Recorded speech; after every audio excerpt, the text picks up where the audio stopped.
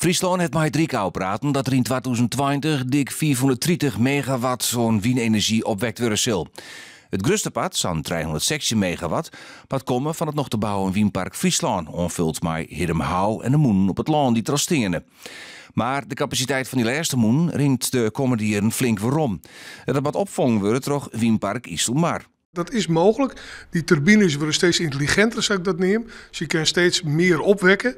En die ontwikkelingen zien wij op orenterrein. Dus wij verwachten dat er nog wel een plus in zit in het windpark. De Moen in IJsselmar moet er dus extra capaciteit leveren. Het moet al net heger worden als een 89 die het nou in de planning stenen, zo zei de provincie. Bij Hidemhouw kan net meer energie opwekt worden. Beide parken moeten in 2020 klaar. Dat wordt nog een hele tour. Dat wordt nog dregen nog. De Riet van Steerten die is nu dwaande met de patiënt.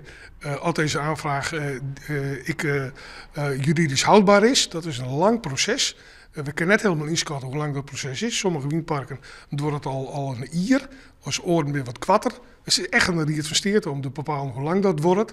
En pas dan kunnen we echt definitief bepalen hoe de business case eruit ziet. De kans bestaat dus dat Friesland de capaciteit in 2020 net hellen zal. Maar dat betekent nevens Kielstra net dat er sancties dreigen. Nee, dat verwacht ik op dit moment helemaal net. Die loerden hak ik net uit Den Haag. Ik heb goede contacten met Den Haag. Regelmatig hak je roer.